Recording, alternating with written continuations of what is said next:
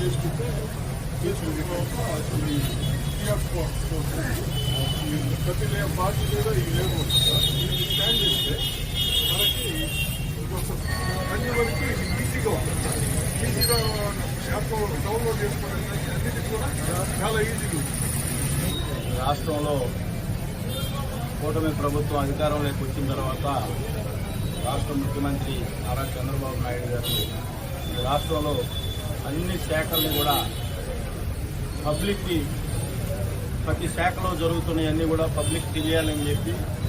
ఏ శాఖలో తప్పులు జరగకుండా దానికోసం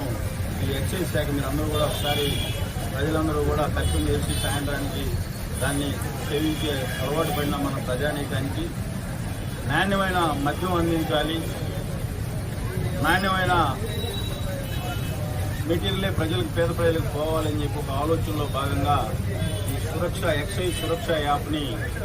ఎంతో ప్రతిష్టాత్మకంగా దేశంలో ఏ రాష్ట్రంలో లేని విధంగా ఈ రాష్ట్రంలో ప్రతి ఒక్కరికి మెరుగైన మద్యం అందించాలనే ఆలోచనలో